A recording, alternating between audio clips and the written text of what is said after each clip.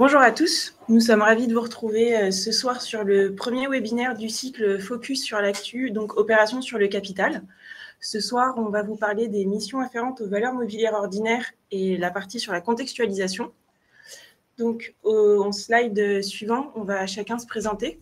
Donc, je suis Marine Julien, expert comptable, commissaire aux comptes et vice-présidente statutaire de la CRCC de Paris. J'ai le plaisir d'animer ce soir avec Amaury Sonnet et Christophe, dont c'est l'anniversaire. Donc, joyeux anniversaire, Christophe, et je vous laisse vous présenter. Merci. Allez-y sur le chat, n'hésitez pas. Le dédicace. Donc, Christophe. Alors, du coup, je suis élu à la CRCC de Paris depuis l'année dernière, expert comptable, commissaire aux comptes. J'espère qu'on m'entend. Et donc, dans un cabinet parisien et notamment donc, en charge du commissariat aux comptes légal, TPE, PME, association, et puis aussi du commissariat aux comptes ADOC, qui est en partie notre sujet ce soir. Bonsoir à tous, je suis Amaury Sonnet, je suis avocat barreau de Paris, je suis spécialisé en droit des sociétés, donc à Paris on est 34 000 avocats et on est 74 à être spécialisés. Et j'enseigne le droit des sociétés à l'Institut de droit des affaires à Assas. Et je suis pour le barreau de Paris un grand ambassadeur de l'interprofessionnalité. Donc je suis toujours ravi de participer à ces événements. Et la deuxième chose que je vais vous dire, c'est que je sais que vous n'êtes pas seulement des gens du chiffre, mais vous êtes extrêmement forts en droit des sociétés. Et quand j'ai des questions particulières, notamment sur les conventions réglementées et autres, je trouve souvent la réponse dans votre doctrine. Voilà. Et donc je suis ravi d'être là ce soir pour ce sujet. Merci Amaury et Christophe. Donc, on est ravis de vous retrouver. Et donc, sans plus attendre, on vous rappelle que ce webinaire s'inscrit dans le parcours CAC 120. Donc, à l'issue de la formation, vous recevrez un questionnaire de satisfaction et surtout, vous aurez un quiz à compléter. Donc, tout ça, vous le recevrez demain par mail. Donc, guettez vos mails. Donc, on va passer maintenant à l'introduction. Donc, on vous a fait un rapide rappel de l'évolution législative qui ont impacté les valeurs mobilières et indirectement aussi nos missions de commissariat aux comptes. Donc, on voit que c'est à partir de 1966 qu'il y a eu un premier encadrement du droit des sociétés et que les premières missions pour le commissaire aux comptes sur les opérations sur le capital ont été confiées.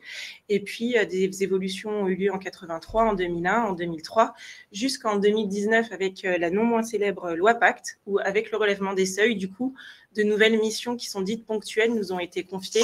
Et c'est là où le commissariat ad hoc est apparu dans les textes. Donc, la nouvelle mission de commissariat ad hoc s'explique et s'inscrit dans le cadre d'opérations sur le capital, donc qui sont des opérations qui sont décidées par les sociétés pour répondre à des obligations légales. Dans la grande majorité, donc, ces opérations font l'objet d'une approbation en assemblée générale. C'est des opérations qui touchent toutes les sociétés et elles sont fréquemment rencontrées et souvent complexes.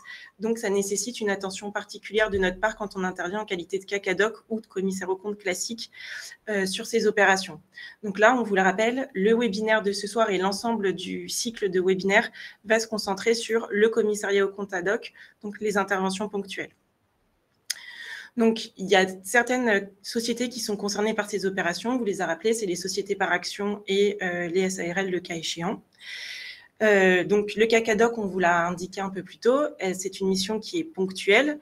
Elle est distincte de la certification des comptes annuels. Donc, elle est apparue avec la loi Pacte, on l'a dit tout à l'heure. Et quand la société qui réalise certaines opérations sur le capital n'est pas dotée d'un commissaire aux comptes, c'est là qu'elle peut avoir l'obligation de désigner un commissaire aux comptes ponctuellement afin qu'il fasse ses diligences et qu'il réponde spécifiquement aux besoins de ces opérations, et c'est un cadre qui est légal. Donc, elles imposent pour le commissaire aux comptes ad hoc de bien maîtriser le cadre légal des opérations et aussi de réaliser des diligences spécifiques pour répondre à ces obligations. Donc, les opérations qui sont concernées par le CAC ad hoc ont été introduites par la loi Pacte. Alors, c'est un peu petit, mais vous en faites pas, vous recevrez le support après avoir complété le questionnaire de satisfaction et répondu au quiz. Donc, il y a 5 types d'opérations qui nécessitent l'intervention d'un commissaire aux comptes ponctuel. Donc, on vous les a rappelés. Il y a d'abord l'augmentation du capital avec suppression du droit préférentiel de souscription. Il y a aussi tout ce qui est lié à la constatation de la libération d'actions sur compensation de créances, l'attribution d'actions gratuites, l'attribution de stock options et le rachat d'actions réalisé en application de l'article L225-209-2 du Code de commerce. Donc là, vous verrez, on va en parler au fur et à mesure de ce webinaire.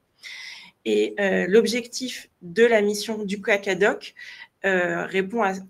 s'inscrit sur 5 points. D'abord, répondre aux obligations légales.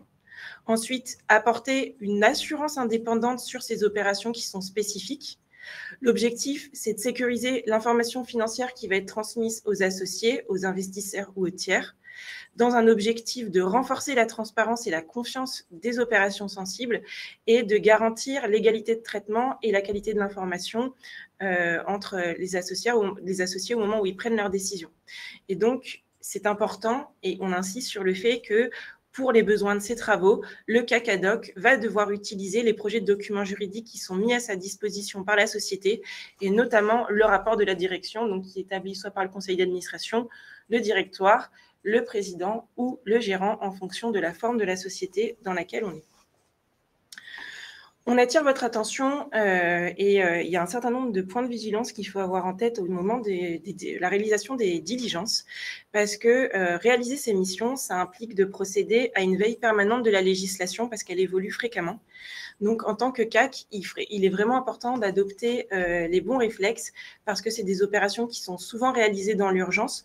On intervient souvent à la fin du calendrier et on est assez pressé sur le timing. Et ça forcément implique une attention et une vigilance particulière parce qu'elles peuvent être source de conflits potentiels entre les associés entrants et puis ceux existants. Donc, on vous rappelle que ces missions ne font pas l'objet de normes d'exercice professionnel, nos NEP préférées. Et donc, la base technique de ces missions, elle relève de la doctrine de la Compagnie nationale des commissaires aux comptes. Donc, c'est la NI 5 qui est déclinée en 6 tomes et des avis techniques. Et donc, la base à utiliser correspond à la note d'information numéro 5, on vous l'a rappelé. Et vous avez aussi l'avis technique d'octobre 2019 de la CNCC qui concerne les missions confiées à un commissaire aux comptes, et là, qui reprend justement, au regard du slide d'avant sur le petit diagramme qu'on avait en orange, les différentes missions qu'on doit être sur lesquelles on est amené à intervenir. Et donc, on vous rappelle que le rapport du CAC ad hoc est à produire en général au moins 15 jours avant l'AG, donc en fonction de la forme de la société dans laquelle on est, et ça peut varier selon le cas quand on est dans une SAS, et il convient de se référer au statut. En termes de travaux à mener, donc, il intervient au CAC ponctuel de procéder à différentes vérifications. On vous les a rappelés, donc il y a 5 points à regarder. Il y a d'abord vérifier la sincérité et l'exhaustivité des informations financières et des informations qui sont fournies par la société dans le corpus juridique qui va être communiqué, et en particulier dans le rapport du conseil d'administration ou de la direction. Il va y avoir aussi tout ce qui est lié au code de commerce et aux articles qui sont cités. Donc, vérifier que ça correspond bien à ce qui est prévu. Apprécier aussi le choix des éléments de calcul du prix d'émission. Donc là, on attire votre attention sur le fait, mais on en reparlera plus tard dans les autres webinaires, qu'un accord de gré à gré entre les parties n'est pas suffisant et c'est bien indiqué dans la note d'information. Il y a le point 4 qui consiste à vérifier la conformité des modalités de l'opération au regard des autorisations qui sont données par l'Assemblée générale, donc ça c'est quand il y a des délégations. Et puis le dernier point, c'est veiller à ce que, quand on est sur une augmentation de capital ou des missions de valeur mobilière, et que toutes les diligences légales et réglementaires spécifiques à notre mission ponctuelle soient bien respectées. Sur le slide suivant et le slide d'après, vous verrez, on vous a fait une synthèse des missions qui sont confiées au CAC ad hoc pour, en réponse à différents types d'opérations.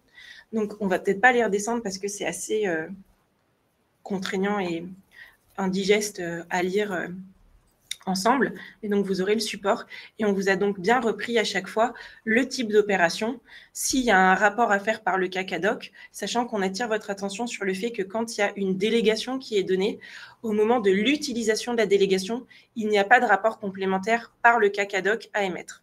On vous a aussi indiqué les entités qui sont visées par cette obligation et on vous a mis en face également la documentation technique à laquelle il convient de se référer.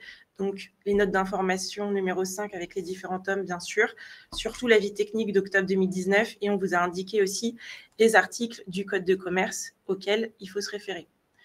Donc, hop, et au slide suivant, on vous a indiqué aussi que pour l'instant, il y a certaines opérations, soit qui ne sont pas prévues explicitement par la loi Pacte, donc là, pour l'instant, on n'intervient pas en qualité de CACADOC, soit des opérations pour lesquelles la commission des études juridiques de la CNCC a été saisie et pour laquelle on attend un retour de la doctrine pour savoir comment est-ce qu'on doit se positionner. Donc, on aura le plaisir de vous retrouver dans 3 autres webinaires. Donc, on vous a rappelé les dates, le 14 octobre, le 6 novembre et le 18 novembre, donc sur les valeurs mobilières complexes. Ensuite, la présentation du kit mission. L'objectif, c'est vraiment de vous fournir un kit qui sera sous Excel avec aussi des fichiers Word, notamment des exemples de lettres de mission, etc., pour vous assister sur ce type de mission. On le verra plus tard, c'est vraiment hyper important de bien documenter et formaliser son dossier. Et le dernier webinaire sera sur l'évaluation des valeurs mobilières complexes. Donc, si vous n'êtes pas encore inscrit, n'hésitez pas, on sera ravis de vous accueillir. Et sans plus attendre, je passe la parole à Amaury sur les augmentations de capital. Voilà. Alors, peut-être un propos introductif, vous dire que moi, j'ai fait partie de ceux qui étaient extrêmement tristes qu'on augmente les seuils et que vos missions disparaissent pour certaines sociétés pour des petits prétextes soi-disant économiques, parce que c'est vrai que votre travail est un travail de vigie et donc vous protégez les associés, pas seulement les minoritaires, mais notamment les minoritaires qui rentrent, mais également les majoritaires. Et donc, c'est très bien que vous soyez là avec ces missions de CAC ad hoc, mais même dans la pratique, moi, je fais partie de ceux qui, quand ils interviennent pour des minoritaires et que le CAC ad hoc n'est pas concerné parce qu'il n'est pas dans le tableau qu'on a vu tout à l'heure, on prend quand même des missions particulières sur des commissaires aux comptes parce que votre travail est essentiel. Il est un travail de protection, mais quand on dit ça, ça veut dire aussi, et Marine l'a rappelé, que c'est un risque potentiel de responsabilité parce que ceux qui ont cru dans vos rapports ne vont pas hésiter, hélas, à engager votre responsabilité s'ils sont déçus. Donc, il faut faire attention, et particulièrement dans les augmentations de capital. L'augmentation de capital, elle peut se faire, vous le savez, c'est classique, de 3 façons. Apport en numéraire, apport en nature ou incorporation de capitaux existants. Sur le dernier point, les capitaux existants, il s'agit juste dans la partie en haut à droite du bilan capitaux propres de bouger les lignes. Donc, c'est vrai qu'il n'y a pas d'argent extérieur qui rentre. Ça ne va pas faire venir de l'argent frais. Ça ne va pas faire venir de nouveaux biens pour le patrimoine de la société. Et c'est donc la différence avec les 2 autres moyens d'augmentation de capital. Premier moyen d'augmentation de capital, l'apport en numéraire. L'apport en numéraire, c'est de l'argent, c'est de l'argent frais. On peut passer à la slide suivante, pardon. C'est de l'argent frais. Alors, ça peut être des sommes nouvelles qui arrivent, mais également une compensation avec le compte courant d'associé généralement, une compensation avec une somme certaine, liquide et exigible, et vous devez vérifier évidemment le caractère certain, liquide et exigible. Peut-être une particularité sur la notion d'exigibilité, s'il y a une convention de compte courant et que le compte courant doit être remboursé, je ne sais pas, dans 2 ans, il n'est pas exigible, et donc pour pouvoir l'intégrer au capital et que ce soit une créance certaine qui est exigible sur la société, il va falloir renoncer à cet échéancier qui était prévu dans une convention. Donc, petit point, regardez la convention de blocage de compte courant s'il y en a une, et peut-être demander à ce qu'il y ait une dérogation, un acte de la société et de l'associé concerné qui renonce à son calendrier convenu pour en faire une créance certaine liquide exigible qui permette d'être considéré comme un apport en numéraire. La condition de l'apport en numéraire, c'est que le capital doit être intégralement libéré, et c'est très important parce que sinon, on va le voir, il y a une nullité de l'augmentation de capital. Alors, slide suivant, il y a des dérogations au fait que le capital doit être intégralement libéré pour une augmentation de capital en nature. La première dérogation, c'est les augmentations de capital qui concernent le personnel de la société, le manager ou les dirigeants avec des bons de souscription, des BSA, des BSPCE. Et là, à ce moment-là, il n'est pas exigé, parce que l'idée, c'est de fidéliser les salariés, hein, c'est le principe même de ces mécanismes-là. À ce moment-là, il n'est pas exigé que le capital soit intégralement libéré pour faire l'augmentation de capital. Toujours un sujet de ces salariés qui ont des BSA, des BSPCE, des obligations convertibles en actions, des droits potentiels et qui sont licenciés. Il ne peut plus, s'il est licencié, exercer son option sur les titres. Il a droit à la réparation du préjudice qui en résulte et non au maintien des options. Je le dis ça quand vous faites vos contrôles sur les comptes et que vous regardez les contentieux et les éventuelles provisions qui seraient passées ou pas dans les comptes. Deuxième particularité sur l'augmentation de capital en nature et le sujet de la libération ou pas, si j'élève le montant du nominal des actions, c'est une possibilité pour augmenter le capital, donc je ne crée pas d'actions nouvelles, mais j'ai des actions dont j'augmente le nominal, et bien à ce moment-là, avec l'accord unanime des associés, l'augmentation peut intervenir alors même que l'ancien capital n'est pas libéré. C'est en tout cas, il n'y a pas de jurisprudence sur le sujet, mais c'est la position de la doctrine autorisée, parce que la motivation, c'est quoi? C'est qu'il n'y a pas de nouvelle action qui soit émise, on touche aux actions existantes, et donc on n'exige pas qu'il y ait une libération du capital ancien. Si, malgré les vérifications, le capital n'était pas libéré et une augmentation de capital a été opérée, la sanction, elle est prévue par le Code de commerce, c'est la nullité de l'augmentation de capital. Donc, c'est un point qui est quand même extrêmement délicat, surtout si derrière les titres ont été revendus, etc. Donc, il faut que vous soyez très vigilant là-dessus. Et donc, là, pour anticiper, c'est quoi? Eh bien, c'est de demander aux associés de faire leur effort, d'apporter l'apport convenu et donc de compléter leur souscription au capital, ou alors on peut toujours réduire le capital pour le faire correspondre au montant qui avait été effectivement libéré. C'est une piste de travail que l'on peut aussi utiliser. Et à ce moment-là, on a un capital entièrement libéré et on peut procéder à la nouvelle augmentation de capital. Cette augmentation de capital, elle donne naissance à un droit qui est un droit préférentiel de souscription, c'est-à-dire que les associés existants au moment de l'augmentation de capital peuvent participer à la souscription d'actions nouvelles. C'est prévu par le Code, c'est un droit qui est très important. Et donc, l'idée, c'est de ne pas les diluer. C'est le principe qui est posé par le Code de commerce. Un associé existant a le droit de ne pas être dilué et à participer à l'augmentation de capital. Et ce droit, c'est donc le droit que l'on appelle le droit préférentiel de souscription. On va voir qu'il y a des dérogations, comme toujours en droit. Vous savez, il y a toujours un principe et au moins une dérogation. Mais d'abord, une particularité lorsque il y a des titres grevés d'usufruit. Vous savez qu'on a, depuis quelques années, on parle beaucoup de l'usufruitier dans les sociétés. La Cour de cassation a répondu il y a 2 ans, je crois maintenant, au sujet de savoir si l'usufruitier était associé ou n'était pas associé. Elle a considéré qu'il n'était pas associé. Donc, l'usufruit, c'est un sujet vraiment prégnant parce que les notaires participent beaucoup en faisant du droit patrimonial à l'explosion des valeurs mobilières. Les familles aussi, bon, il y a des intérêts fiscaux, etc. Et là, même sur ces augmentations de capital, le sujet de l'usufruit est un sujet.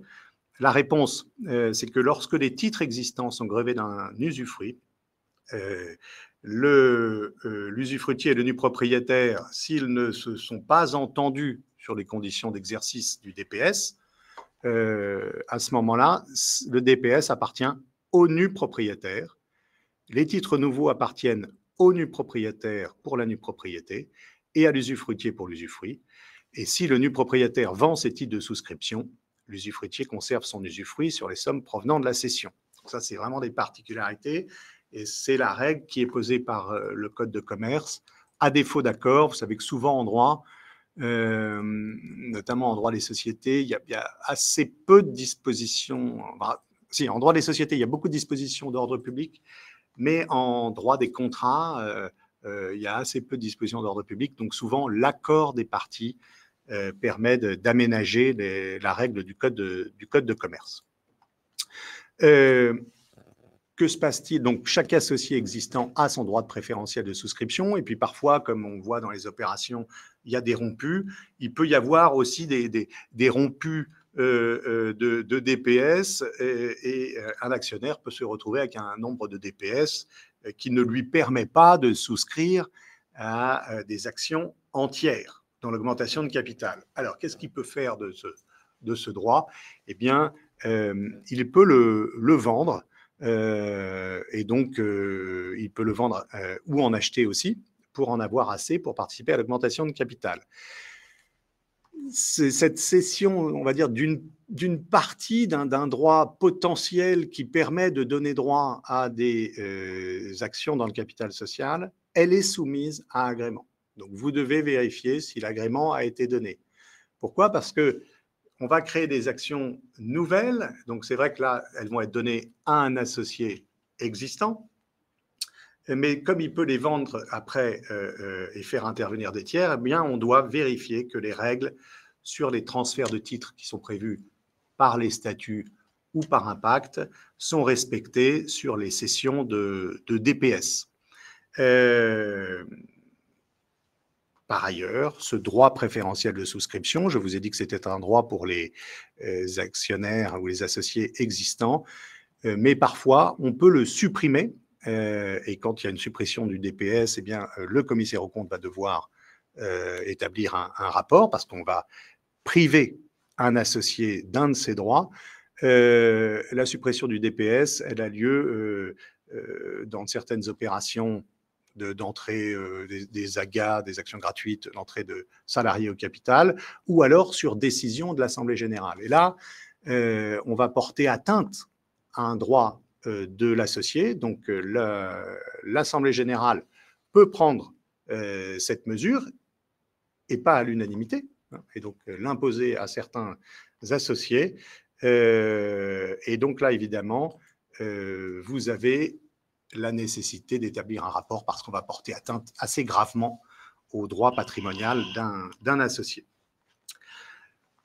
Après ces remarques sur le droit préférentiel de souscription, on doit faire, dans le cadre de l'augmentation de capital en numéraire, on doit faire quelques observations sur la prime d'émission. Il est bien évident qu'un associé qui rentre alors que la société a plusieurs années d'existence, on ne va pas le faire rentrer aux mêmes conditions financières que les associés existants.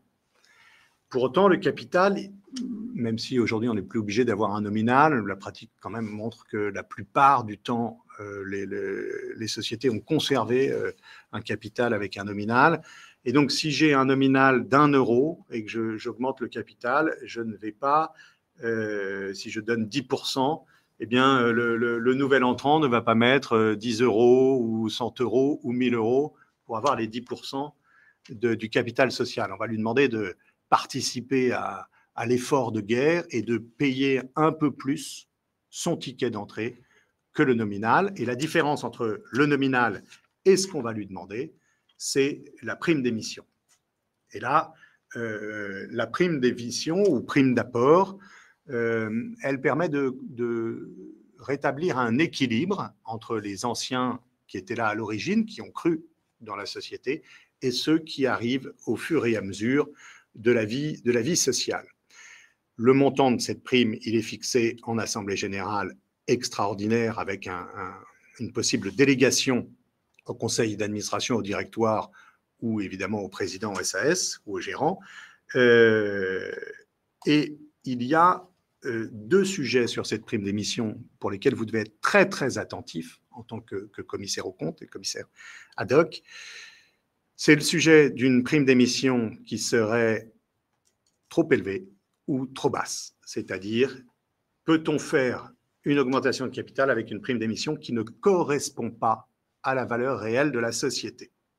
Alors d'abord, une prime trop haute. Alors, j'ai trouvé un arrêt qui date un peu, mais qui est toujours valable, de 2001, où la prime d'émission représentait 59 fois le nominal des actions anciennes. Bon.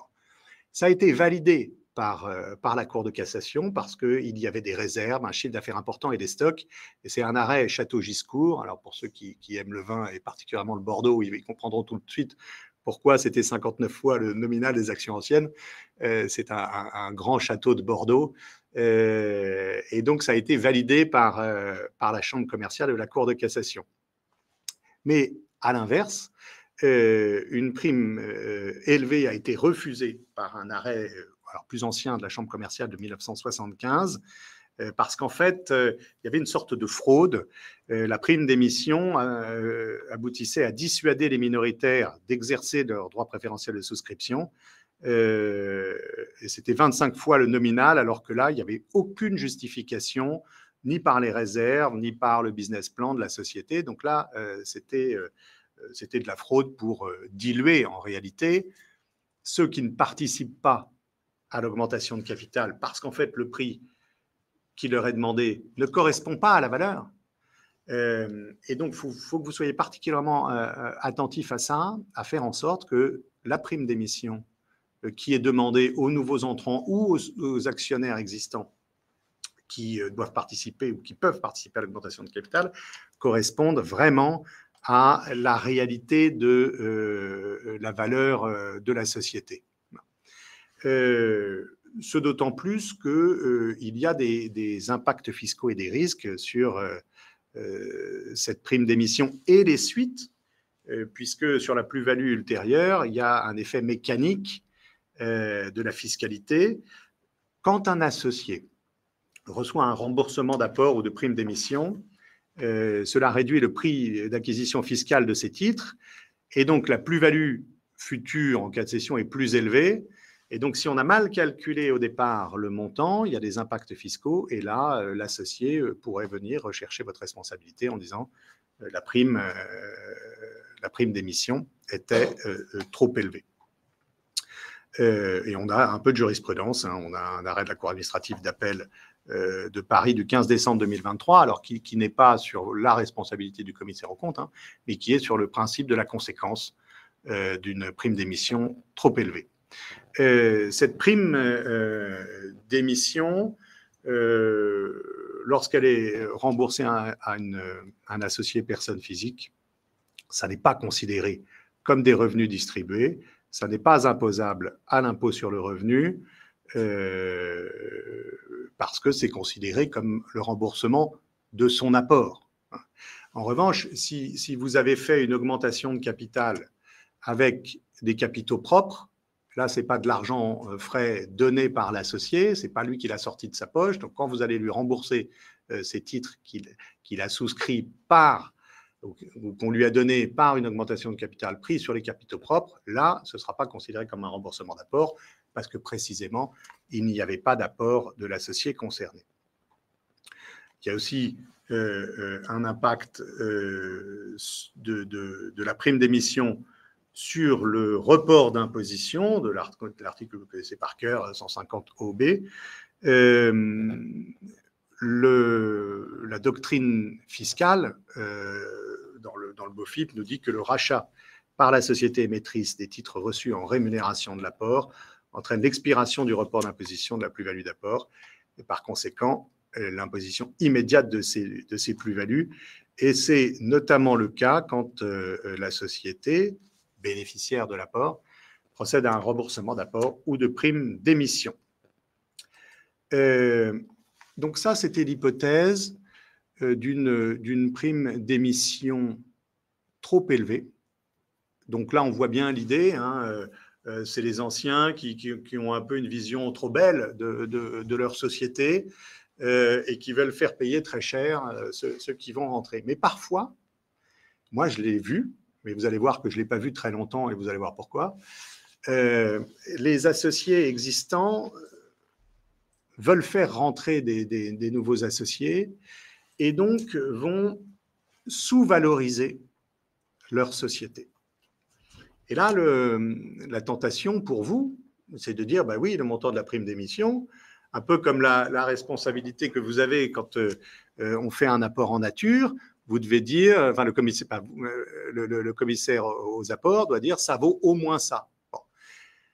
Mais là, sur la prime d'émission, en fait, il ne faut pas dire ça vaut au moins ça. Il faut dire est-ce que ça vaut vraiment ce qui est demandé?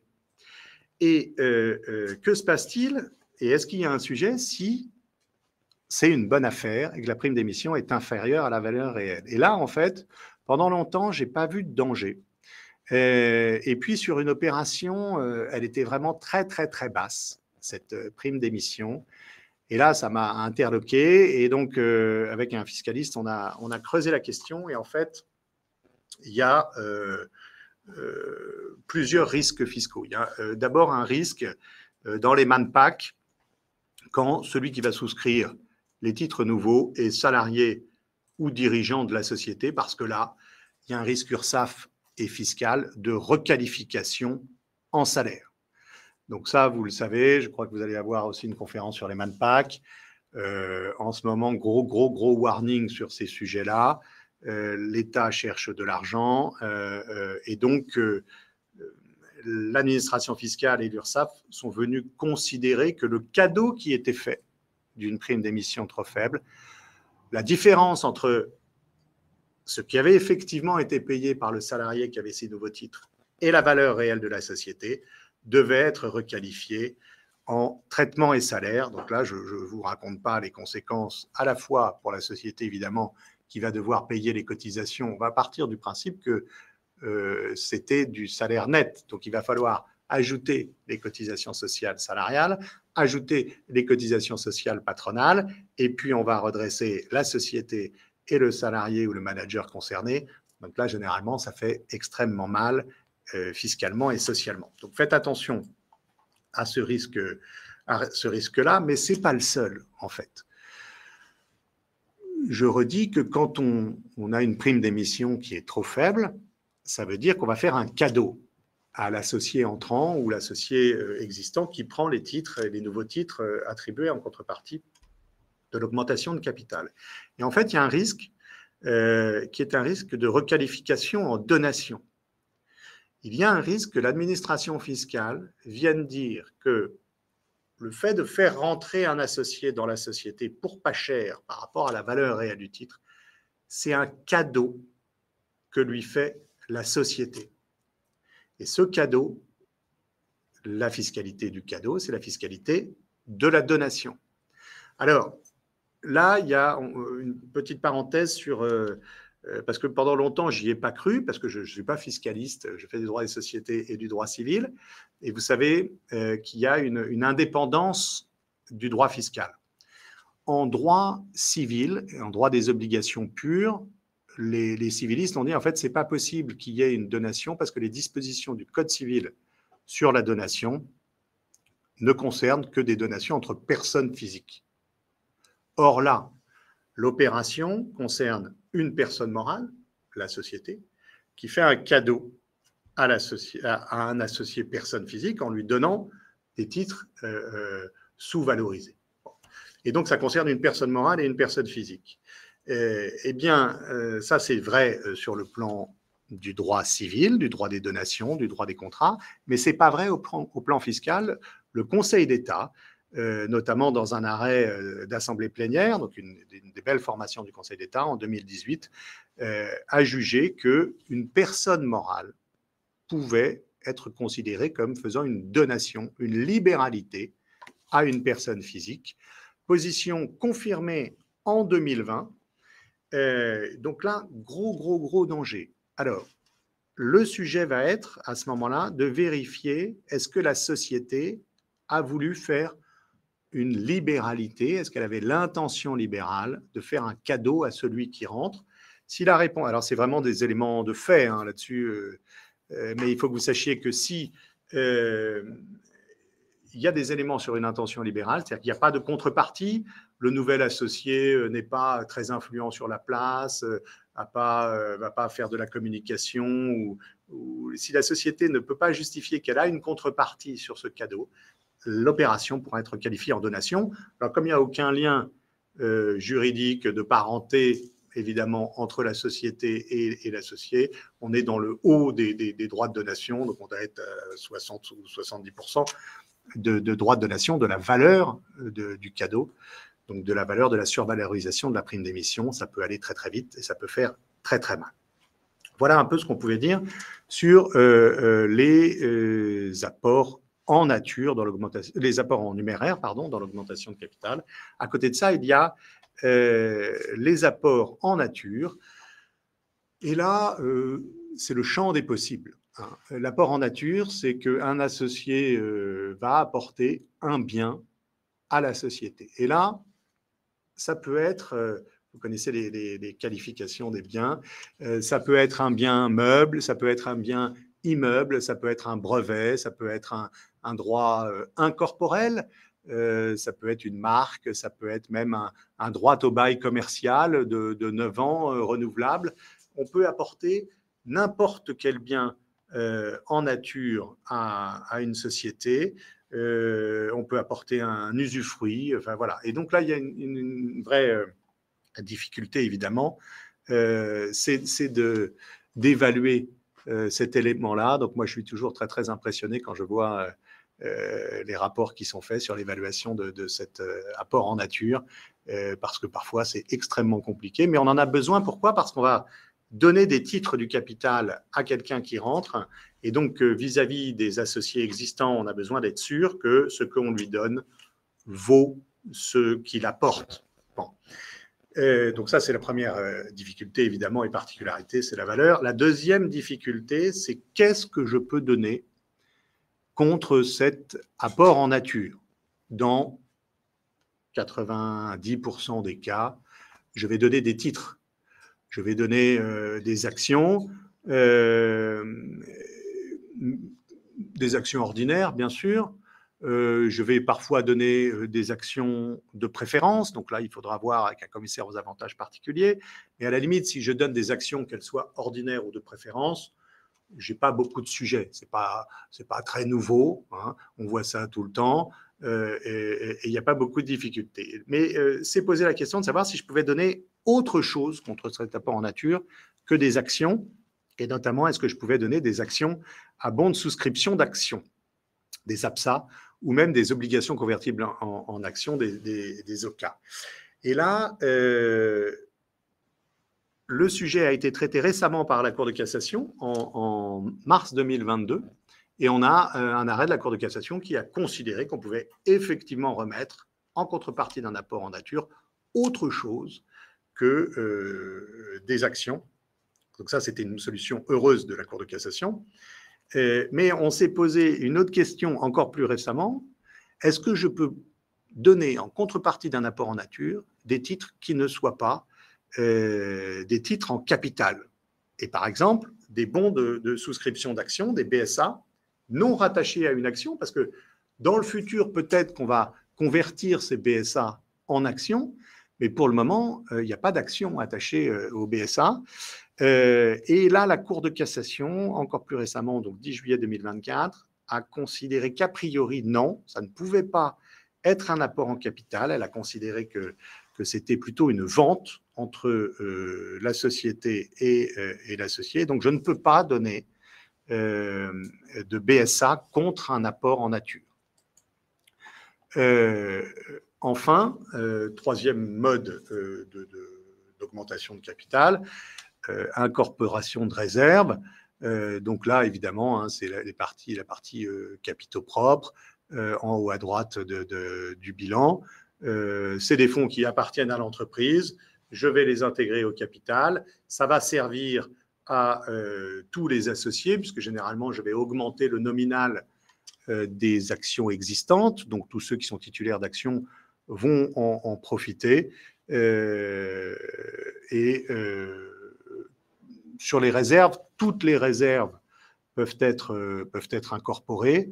Et d'ailleurs, j'en profite, je sais que ce n'est pas le thème, mais quand on avait réfléchi et préparé le webinaire, on s'était dit, mais est-ce qu'on parle de la distribution de résultats, de l'approbation des comptes? Et en fait, c'était hors sujet, mais je profite de ce point-là pour faire peut-être une parenthèse sur l'affectation du résultat à l'Assemblée générale ordinaire annuelle. Vous avez probablement vu passer les décisions de la Cour de tribunal de commerce de Paris, Cour d'appel de Paris et Cour de cassation, où personne n'était d'accord, mais la Cour de cassation a le dernier mot, qui dit qu'on ne peut pas distribuer le report à nouveau en dehors de l'Assemblée générale ordinaire annuelle. Et donc, la solution que trouvent les praticiens pour permettre une distribution à tout moment dans l'année pour les associés existants, c'est à chaque fois, à chaque Assemblée générale ordinaire annuelle, de ne plus mettre en report à nouveau, mais de mettre en réserve, parce qu'a priori, les réserves, elles, peuvent être distribuées à tout moment de l'année. C'est un peu la piste que l'on a, on n'est jamais sûr à 100%, mais c'est la piste que l'on a. Toujours est-il que donc ce report à nouveau, qui n'est plus un report à nouveau, si vous l'avez mis en réserve, eh bien vous pouvez l'utiliser pour augmenter votre capital social. Sur l'augmentation du capital social, donc avec incorporation des réserves, généralement j'élève le nominal de l'action, mais je peux également évidemment attribuer des actions nouvelles. Petit point de contrôle, si j'ai des OCA ou des BSA, et que j'augmente le capital social en incorporant les réserves, je vais diluer ceux qui ont des droits qui vont pouvoir faire jouer plus tard. Et donc, il faut toujours leur permettre, mais c'est généralement le cas, il y a une clause dans le contrat d'emprunt obligataire ou le contrat de BSA, il y a une clause selon laquelle s'il y a une augmentation de capital par incorporation de réserve, on va toujours permettre à ceux titulaires de ces droits-là d'en avoir un peu plus pour pouvoir avoir exactement ce qu'ils auraient eu s'il n'y avait pas eu l'augmentation de capital par incorporation de réserve. Donc, petit point de vigilance, de conserver les droits. Voilà, peut-être des précisions sur le DPS et notre programme.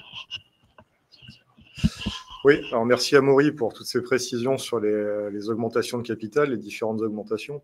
On voit déjà, alors encore une fois, ce cycle de webinaires, de 4 webinaires, il est principalement consacré, voire surtout consacré au commissariat au compte ad hoc sur ces nouvelles missions issues de la loi Pacte et pour aider, faciliter la vie des consoeurs et des confrères pour la réalisation de ces missions qui peuvent être assez piégeuses par leur technicité finalement, en sachant que forcément par nature sur du ad hoc, sur du commissariat au compte ad hoc, on n'a pas forcément toute la connaissance que peut avoir le commissaire au compte de la certification des comptes.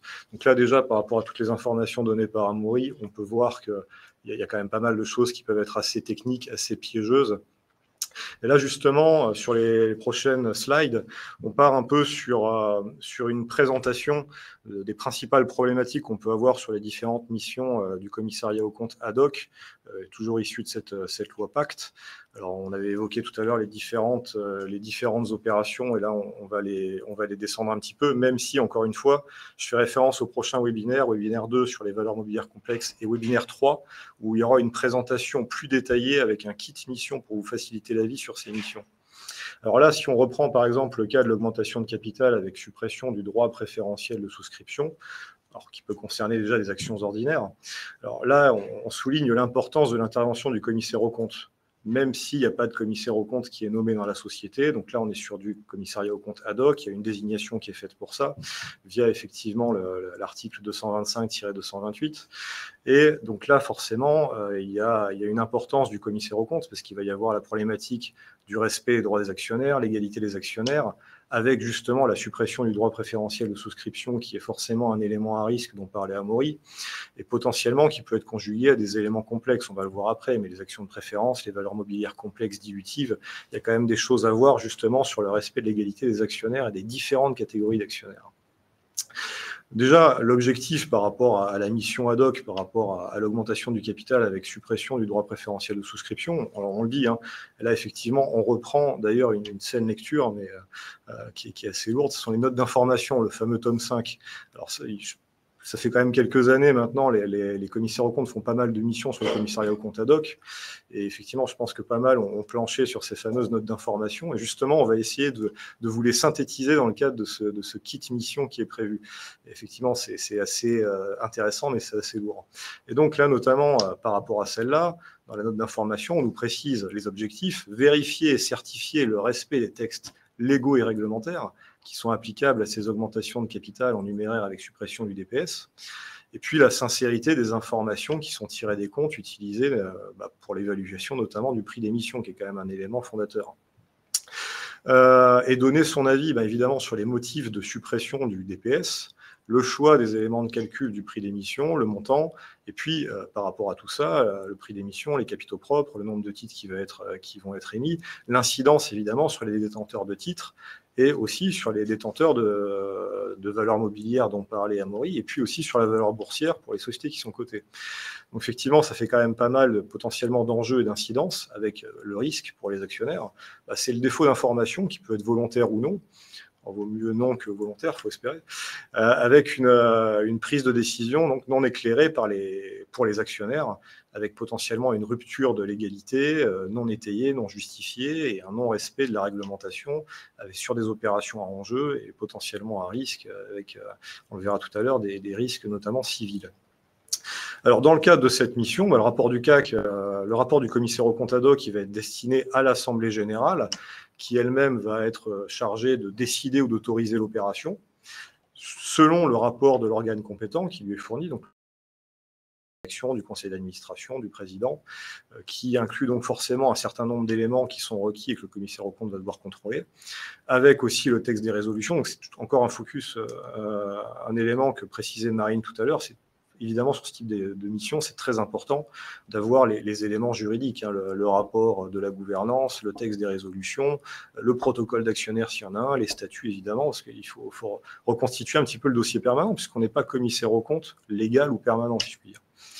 Un petit laïus là, qui a son importance, mais ça a été évoqué aussi un petit peu par Marine, c'est que là on évoque le rapport potentiel complémentaire, c'est-à-dire quand il y a une délégation de pouvoir ou de compétences par l'Assemblée générale, à la direction, au conseil d'administration, au directoire, pour réaliser de manière définitive l'opération, on peut se dire que potentiellement, il peut y avoir un rapport complémentaire à sortir. Alors ça, c'est dans le cadre du commissariat aux comptes légal.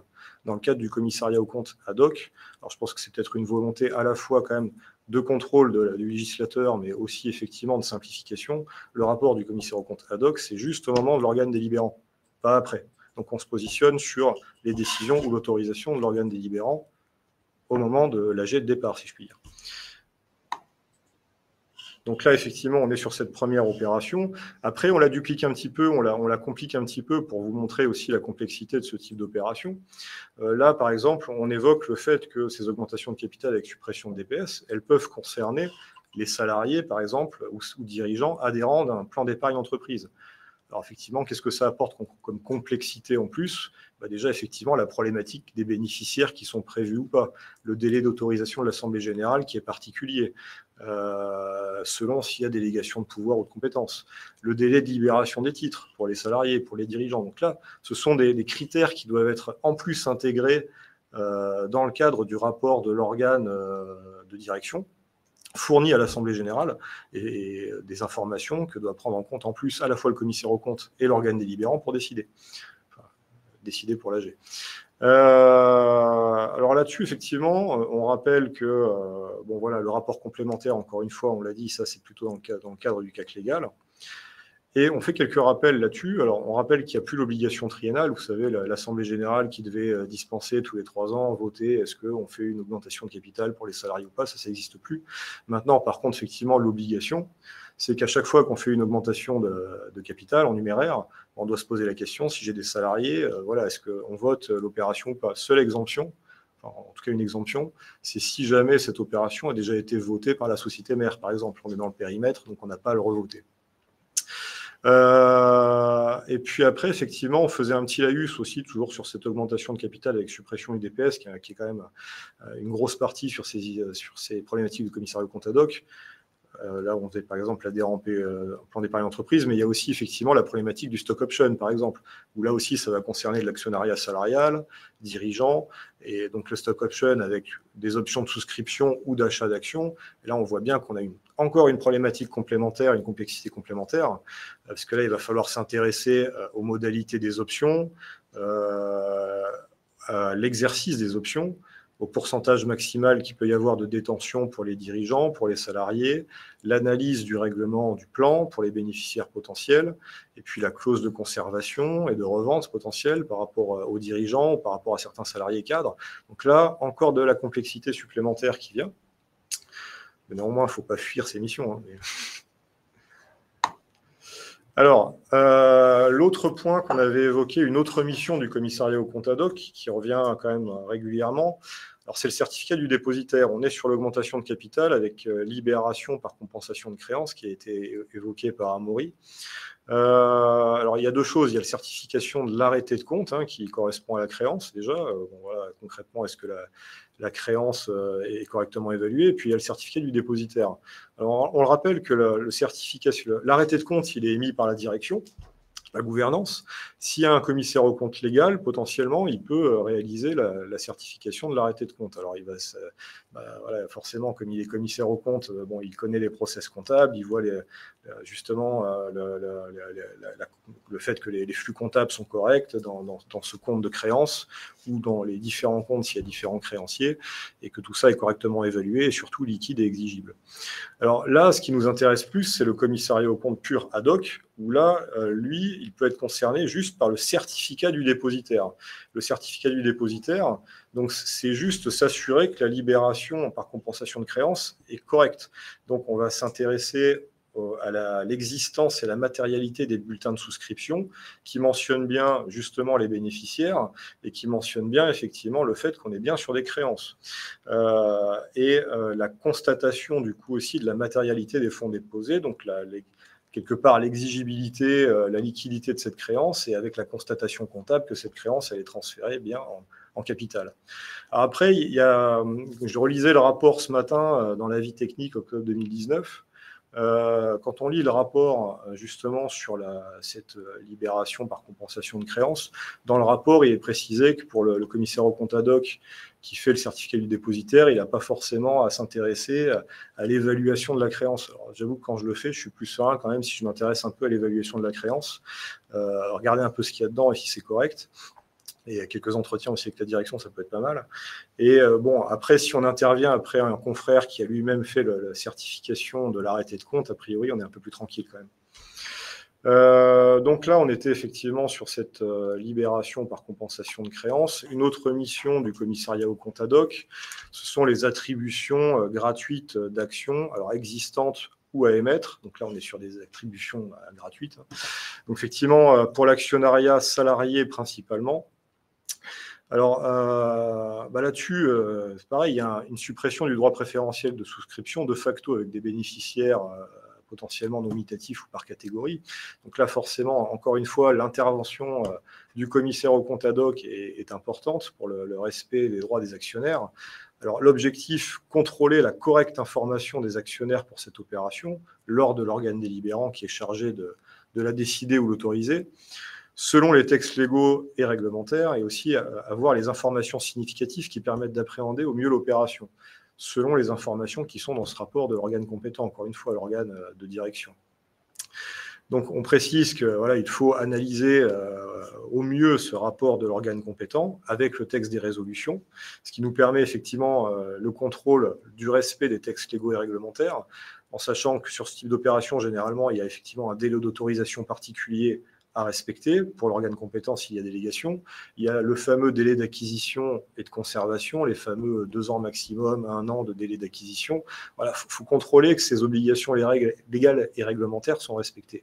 Et puis, le pourcentage maximal du capital qui est concerné, selon la taille et la structure de l'entreprise, ça peut être 10%, 15%, 30%, selon la taille de l'entreprise, selon effectivement la structure.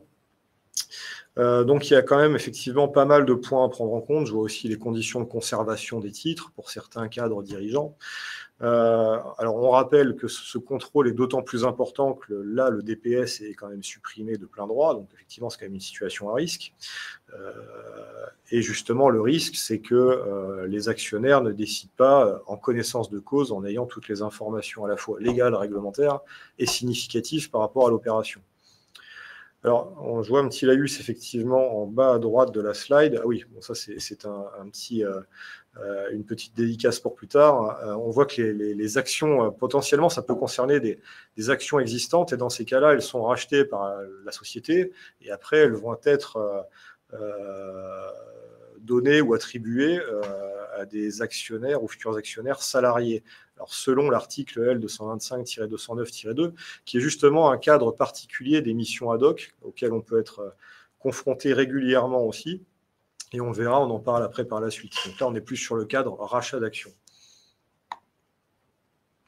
Alors après, on fait un petit laïus plus transverse pour, encore une fois, parler de la complexité de ces opérations qui ne sont pas à sous-estimer. Ces opérations peuvent souvent concerner quand même des actions de préférence, où il peut y avoir des actions de préférence qui sont dans le capital des sociétés concernées par ces opérations. Et là, on voit bien qu'il y a une complexité supplémentaire. Parce que justement, alors déjà, effectivement, ça peut concerner un certain nombre d'opérations, on l'a dit par le passé, ça peut être des émissions d'actions de préférence avec suppression du DPS, ça peut être des émissions de valeurs mobilières avec actions de préférence, des attributions gratuites d'actions de préférence, enfin bon voilà, il y a quand même plusieurs types d'opérations concernées potentiellement pour les actions de préférence. Et on a des contrôles complémentaires à réaliser. Il va falloir évidemment se pencher sur les caractéristiques de ces actions. Est-ce qu'il y a eu un contrôle éventuel préalable d'un rapport au commissaire, enfin, est-ce qu'il y a eu un rapport préalable d'un commissaire aux avantages particuliers qui peut nous intéresser quand même sur l'opération? Est-ce qu'il y a eu un formalisme préalable par rapport aux caractéristiques de ces actions de préférence dans les statuts? Est-ce qu'il y a une problématique par rapport à des assemblées spéciales qui pourraient être prévues sur le sujet ou des formalités juridiques à accomplir? Donc voilà, il y a encore un certain nombre de complexités sur le sujet et on monte en puissance sur les complexités. Alors ça sera pour le webinaire 2 plus précisément, mais ces opérations peuvent être aussi... Exactement, Nicolas, la complexité est relative. Mais on parle là des valeurs mobilières complexes.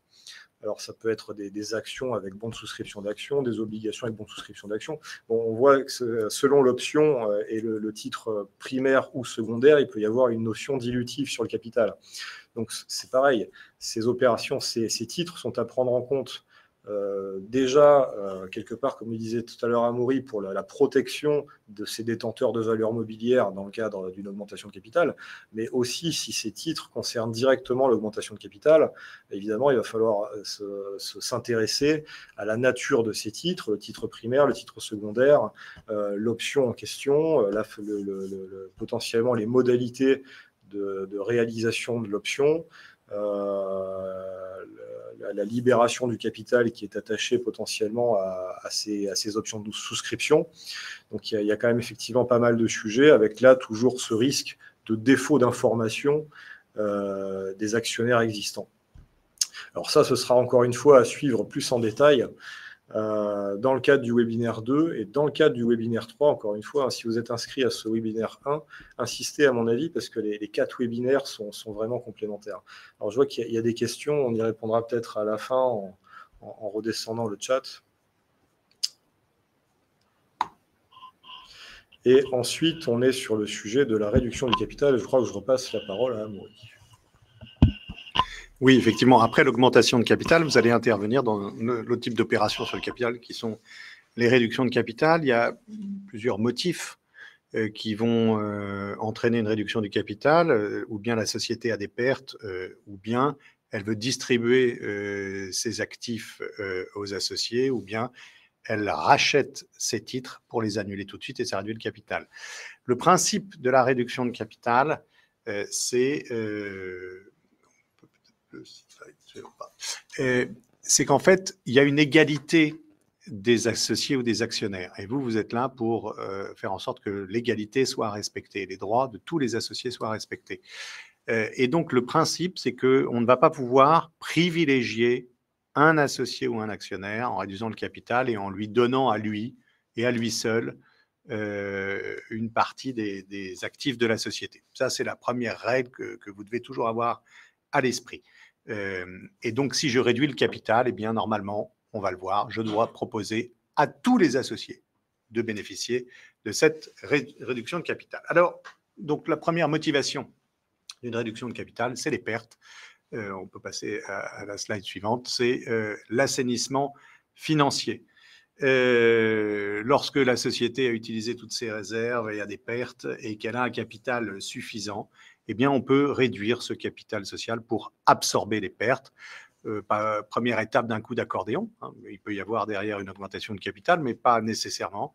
La première étape, c'est je réduis le capital pour réduire mes pertes telles qu'elles figurent au bilan.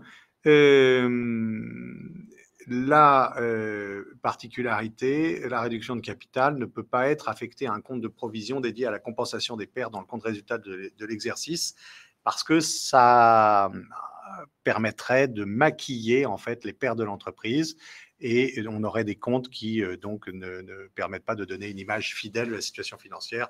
Vous savez que c'est une obligation de tous les comptes sociaux et vous êtes là en tant que commissaire aux comptes pour faire en sorte que ce soit le cas, que la comptabilité soit sincère et véritable. Alors, on a un arrêt intéressant que j'ai voulu partager avec vous, qui est un arrêt de la Cour administrative d'appel de Versailles du 30 avril 2025. Et là, la question qui était posée à la Cour administrative d'appel, c'était de savoir si la réduction de capital pour les pertes équivaut à une perte certaine et définitive sur les titres détenus,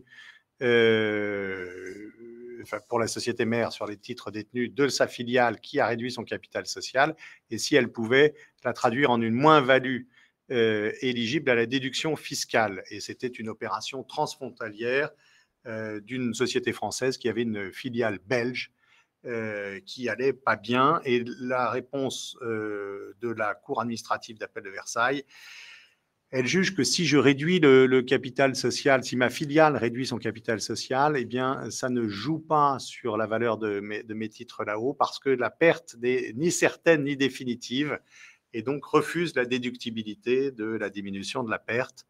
La Cour administrative d'appel de Versailles dit que la seule réduction de capital d'une filiale ne permet pas de caractériser une perte certaine et définitive sur titre, condition indispensable à la déduction de la moins-value sur titre. Un peu dur, mais souvent le juge administratif est un peu loin de la réalité économique. Cette réduction de capital, après être faite pour réduire les pertes, compenser les pertes de la société, elle peut aussi servir, cette réduction de capital, à distribuer aux actionnaires. Et là, c'est là où on va retrouver le principe d'égalité, c'est-à-dire que si je réduis le capital dans un motif qui n'est pas d'imputer mes pertes, eh bien, je dois proposer à tous les associés de participer à cette réduction de capital. Évidemment, ils ne sont pas obligés de participer, mais il faut leur proposer à tous. Et à ce moment-là, cette réduction de capital pour distribuer aux actionnaires, il faut, elle doit être décidée par l'Assemblée générale, avec une possibilité de délégation, bien sûr, avec un certain nombre d'actions qu'on peut racheter. Si l'opération concerne si l'opération est destinée à faciliter une augmentation de capital, une émission de valeur mobilière donnant accès au capital, une fusion ou une scission, à ce moment-là, l'obligation de proposer à tous les associés ne s'applique pas. Il faut informer tous les associés de ce qu'on va racheter les titres en vue de leur annulation, avec une annonce dans un support, dans un journal d'annonce légale dans le département du siège social, et puis une information personnelle de tous les associés. Et puis, si la société est admise aux négociations sur un marché réglementé, eh bien, on fait une autre publicité, une troisième publicité dans le bulletin des annonces légales, dans le ballot. La société, quand elle rachète ses titres, elle rachète les titres d'un associé ou de tous les associés, si tout le monde a dit qu'il le voulait. Parfois, elle a la nécessité de souscrire un emprunt. Et donc, on s'est posé la question de la déductibilité des intérêts d'emprunt d'un emprunt souscrit par la société pour acheter ses propres titres. Et on a un arrêt du Conseil d'État un peu dur du 15 février 2016 qui concernait une pharmacie qui a refusé la déductibilité fiscale de la charge d'emprunt d'un emprunt pris pour racheter ses propres titres par une société, au motif qu'il n'était pas démontré qu'il était nécessaire de recourir à un emprunt. Donc il faut vraiment là, dans la documentation juridique, que les dirigeants, s'ils prennent un emprunt pour faire ce type d'opération, justifient qu'ils ne peuvent pas utiliser des réserves, des capitaux propres. Et donc il faut faire attention à la motivation de la documentation juridique. Après cet arrêt de 2016, il y en a un autre d'une autre cour administrative d'appel, qui est une cour administrative d'appel de Bordeaux, qui a confirmé le refus de la déduction fiscale, estimant que la société n'avait pas apporté de justification factuelle d'un intérêt propre, distinct de celui des associés. Il y a un arrêt quand même Yoplait, où la cour administrative d'appel de Versailles, cette fois-ci, était un peu plus favorable et a considéré que les intérêts d'emprunt étaient déductibles parce que cette opération comprenait un intérêt social propre, la pérennité de la société, sa réorganisation, son refinancement, et pas l'intérêt individuel des associés cédants qui, évidemment, quand ils vendent leurs titres à la société qui les annule, eh bien, touche tout de suite une partie des actifs de la société. Donc, c'est leur intérêt que l'on peut considérer comme personnel. Donc, il faut, si vous voulez que l'opération soit dans l'intérêt social, vous savez que l'intérêt de la société n'est pas l'intérêt de ses associés, eh bien, justifier de cet intérêt général, et vous avez la possibilité de prendre cette illustration dans cet arrêt de la Cour administrative d'appel de Versailles-Yoplait de 2012. Donc, sur l'intervention du commissaire aux comptes dans ces réductions de capital, eh bien, je passe la parole à Marie. Donc, vous verrez, merci Amaury pour ce rappel sur les différentes réductions de capital. Et vous verrez, là, on va faire un focus CAC et on va se resserrer ensuite sur le CAC ad hoc. Donc, le commissaire aux comptes, quand il en existe un, doit présenter à l'Assemblée générale extraordinaire un rapport dans lequel il fait connaître son appréciation sur les causes et les conditions de l'opération de réduction de capital. Donc ça, c'est une disposition du Code de commerce. Il doit notamment vérifier que l'égalité entre les associés a été respectée. Et c'est la raison pour laquelle les dirigeants doivent communiquer le projet de résolution de réduction de capital dans un délai suffisant pour que le commissaire aux comptes puisse établir son rapport en temps utile. Donc là, on insiste bien sur le fait qu'une fois de plus, comme on l'a précisé plus tôt, Christophe, Amaury et puis moi-même, c'est vraiment important d'avoir communication du corpus juridique propre à l'opération. Et comme on l'avait vu un peu plus tôt aussi, le rapport du commissaire aux comptes doit être communiqué aux associés 15 jours au moins avant la réunion de l'Assemblée qui est appelée à se prononcer sur l'opération. Donc, en qualité de commissaire aux comptes, il y a différents sujets qu'il faut bien avoir en tête. D'abord, c'est bien comprendre la nature de l'opération. Dans un premier temps, c'est son motif. Est-ce que l'opération est motivée ou non par des pertes? Attention, si elle n'est pas motivée par des pertes, il faut avoir en tête le délai d'opposition des créanciers, qui est 30 jours généralement. Il y a aussi les modalités de l'opération. Est-ce qu'on va toucher le nominal, comme on en parlait tout à l'heure, ou est-ce qu'on va réduire le nombre d'actions? On va aussi s'intéresser à l'affectation qui va être faite. Est-ce que ça va être un compte de capitaux propres, donc avec les primes d'émission, le report à nouveau, la réserve indisponible, ou est-ce que ça va être distribué aux associés, soit en numéraire, soit en nature, via des titres par exemple, ou une remise du capital non appelée? Le commissaire aux comptes, son objectif, il y en a plusieurs dans le cadre de son intervention.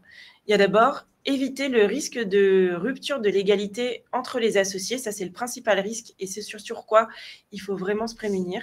Et aussi, c'est veiller à la régularité des causes et des conditions des opérations.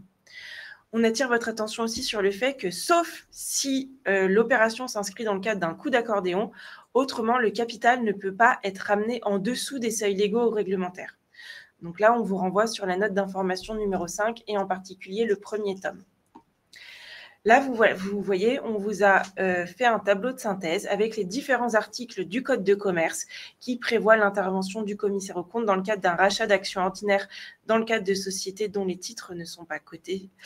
Et ce qui va nous intéresser ce soir, c'est l'article L225-209-2 du Code de commerce qui prévoit l'intervention d'un commissaire aux comptes ponctuel quand la société n'en est pas dotée. Donc là, on vous renvoie sur l'avis technique. Il y a un avis technique de la Compagnie nationale des commissaires aux comptes sur le sujet. Le CACADOC, pour les besoins de cet article, va poursuivre différents objectifs, comme celui, par exemple, de la volonté de créer un actionnariat salarial. Donc, le rapport du commissaire aux comptes va concerner uniquement le rachat d'actions et ne va pas porter sur l'éventuelle réduction de capital qui serait ensuite assortie à cette opération. Donc, ce qu'il faut avoir en tête, c'est que quand on fait une offre d'achat, il faut la faire à tous les associés. C'est le principe de l'égalité des actionnaires qui est appliqué par catégorie d'actions. Ça implique quoi? Ça implique que dès que la société envisage de proposer le rachat d'actions d'une catégorie déterminée, alors il y a obligation de proposer le rachat à tous les porteurs d'actions de la même catégorie et pas à tous les associés. Donc ça, c'est un point qui est rappelé dans l'avis technique dans le cadre du rachat d'actions qui a été actualisé en octobre 2019. Et donc, pour le CACADOC, les diligences va consister à avoir communication notamment du rapport de l'expert indépendant qui intervient spécifiquement dans le cadre de cette opération.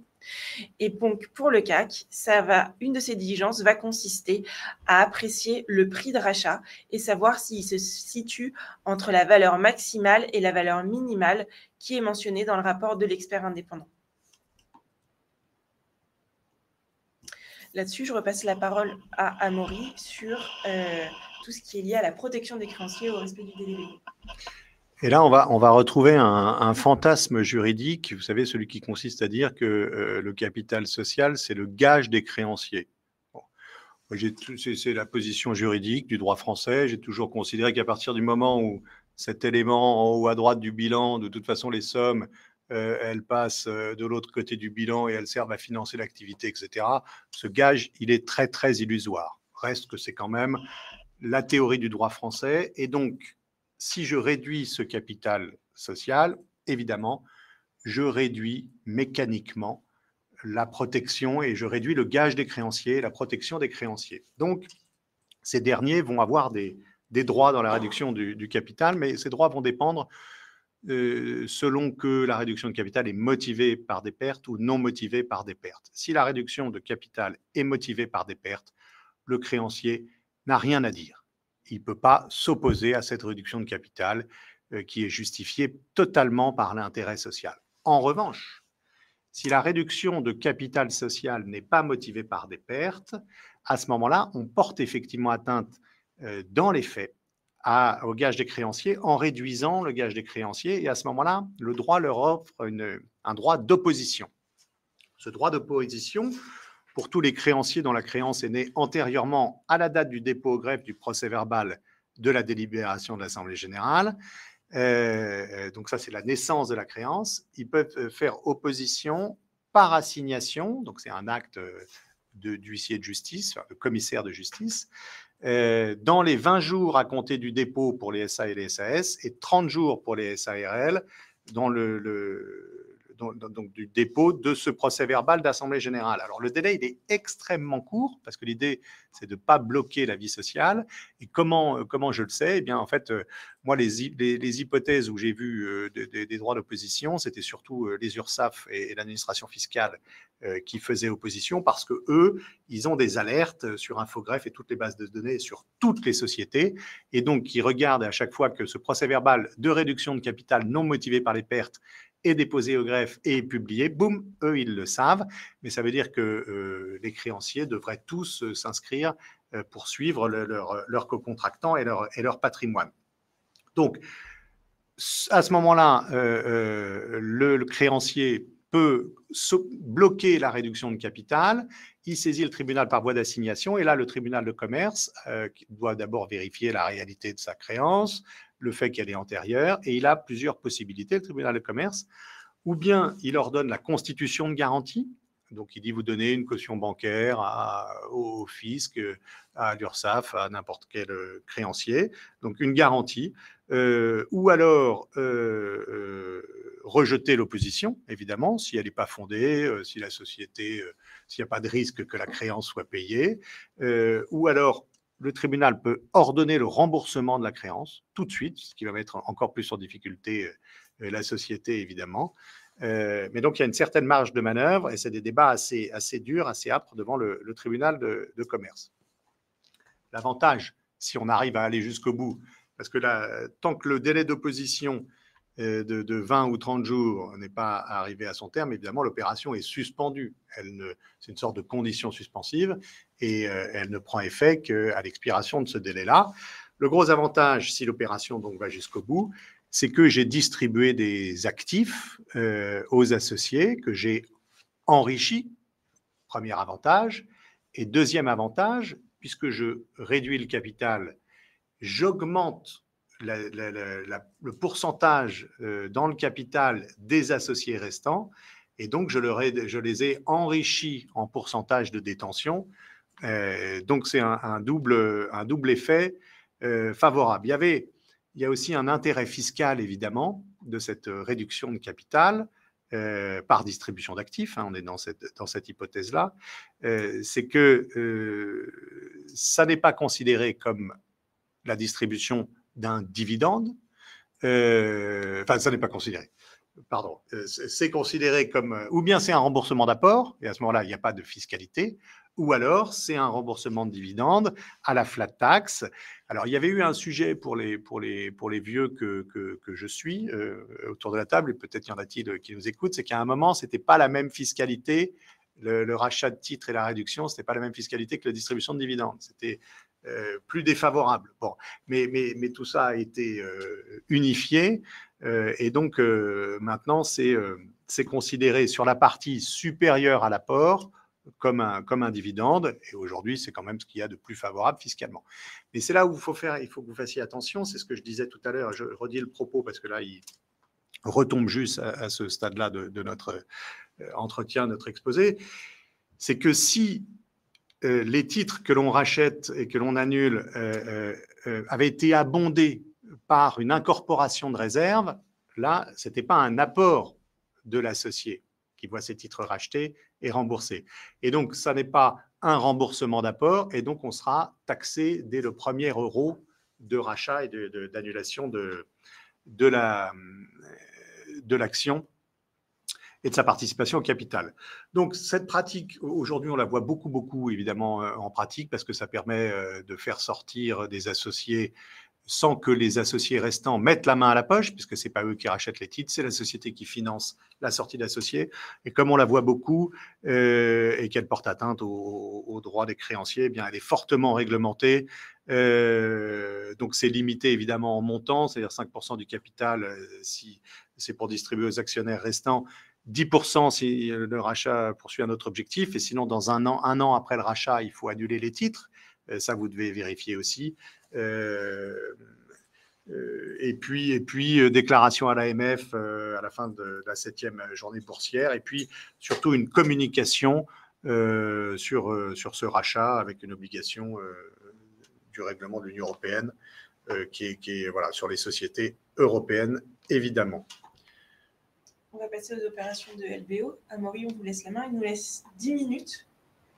10 minutes. Alors, on va aller au pas de charge parce que je crois que de toute façon, il y a un séminaire un peu plus précis sur ce sujet-là, sur ces sujets-là des manpack, donc LBO, Leverage Buyout, pardon, de cet anglicisme. Donc, l'idée, c'est de constituer une société holding et de racheter les titres sur le capital avec cette société holding. Il y a ce qu'on appelle cet effet de levier. La société holding va percevoir des sommes de la société, généralement des distributions de dividendes, parfois des management fees dans le cadre d'une convention de prestation de services. Et puis, avec cet argent-là qu'elle remonte, va payer la banque qui aura permis de financer l'emprunt avec un remboursement qui peut être mensuel, mais qui est souvent annualisé parce que ça correspond au moment de la remontée du distribution de dividendes. Donc, levier financier, mais le levier juridique aussi, puisque avec des successions de strates de holding, ça permet au bout du bout, parfois, alors qu'on est minoritaire, eh bien de contrôler et d'avoir 51% dans la société cible qui est en bas de l'échelle.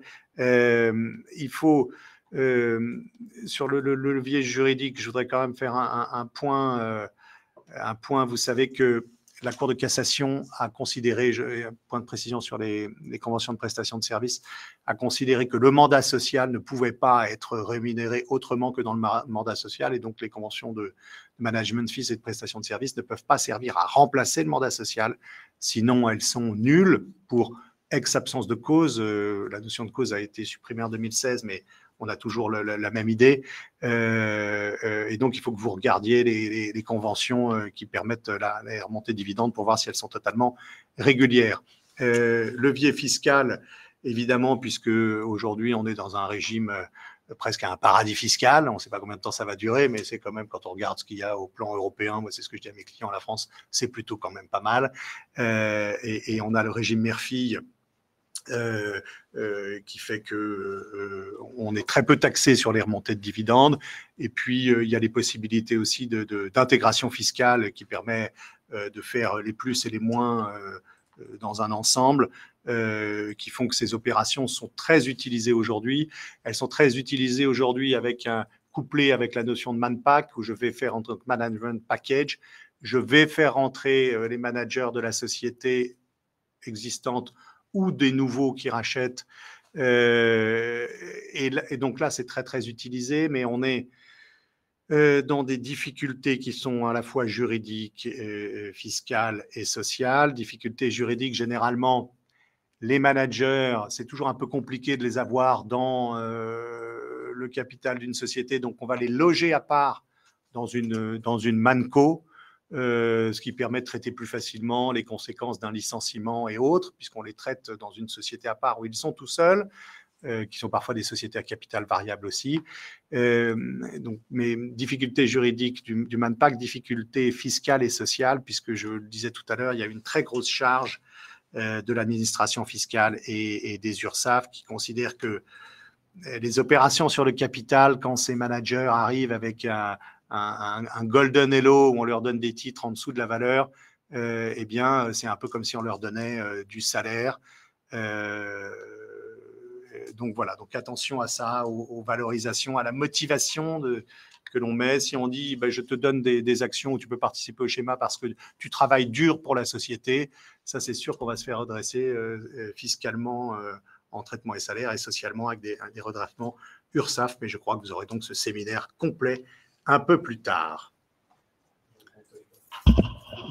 Exactement, Amaury, merci pour la transition. Là, on est sur une slide justement qui présente le webinaire 2 avec les valeurs mobilières complexes et qui reprendra en partie notamment des missions et de commissariat aux comptes ad hoc, et puis des titres potentiellement qui peuvent concerner ces notions de manpack et de manco dont on vient de parler. Alors là, vous avez effectivement le plan. Alors, je ne vais pas vous relire le plan, mais là, effectivement, donc, définition caractéristique des valeurs mobilières complexes. Ah bah si, je relis le plan.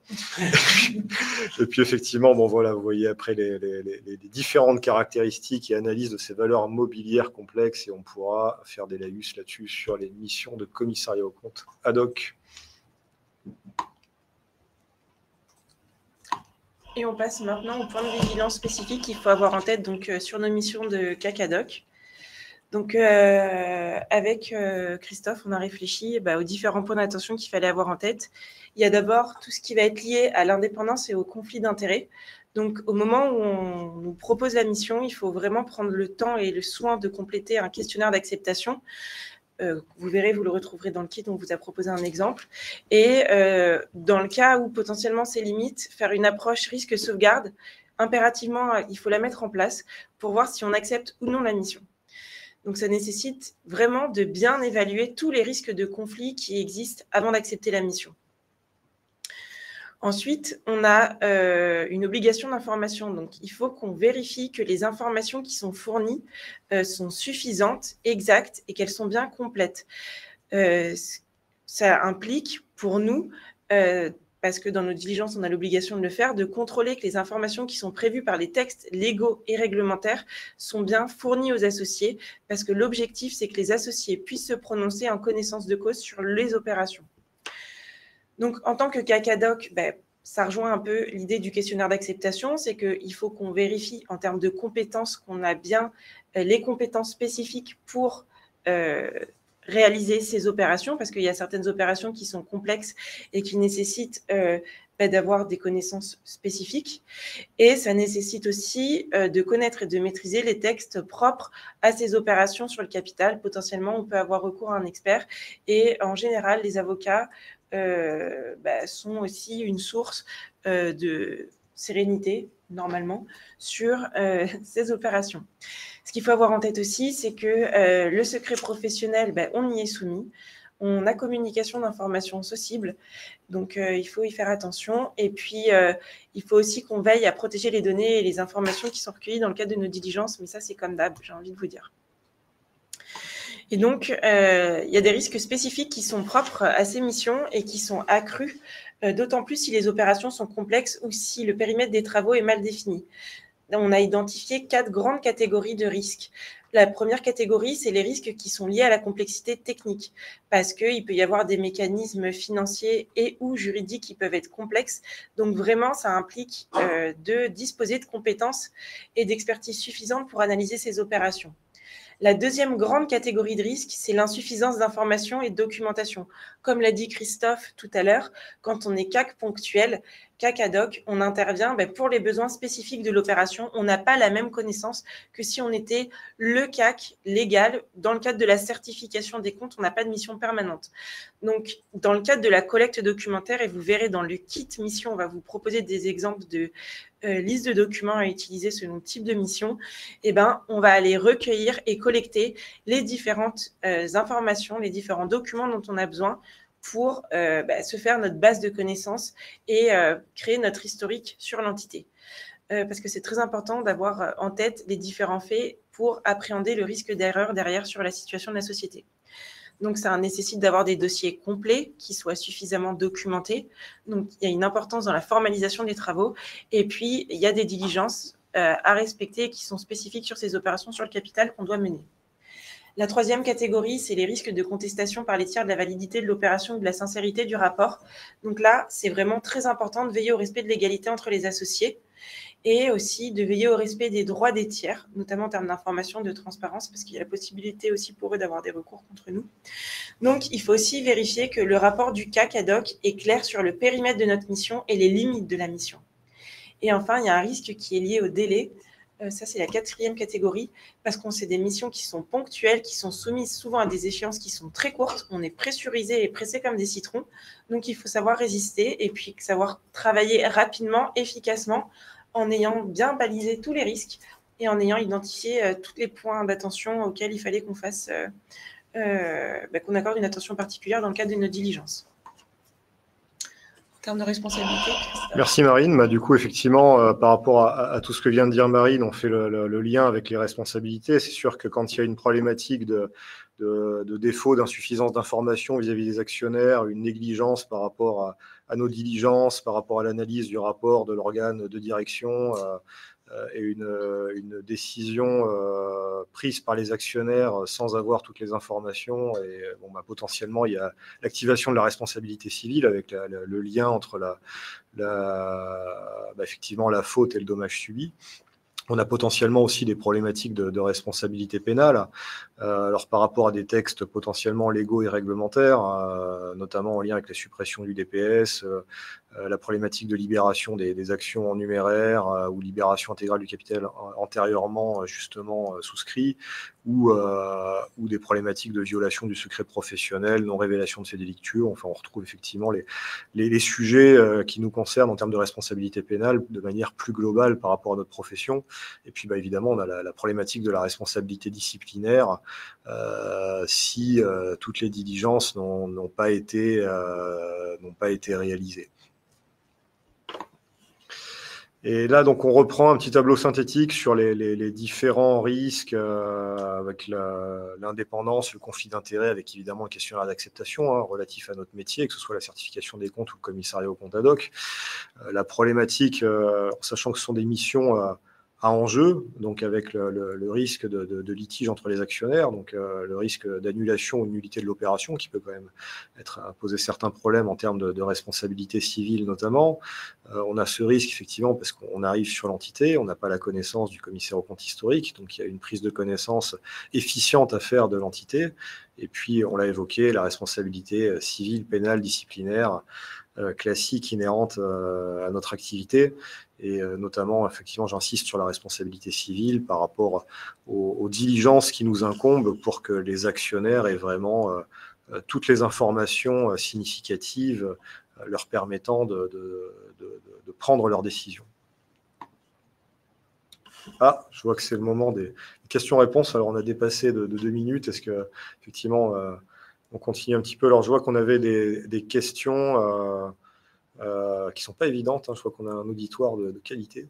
Une question de Lionel qui nous disait, alors, quelle marge de manœuvre peut-on se donner sur la sous-évaluation de la prime d'émission? Peut-on se dire qu'il y a une décote de minoritaire, par exemple?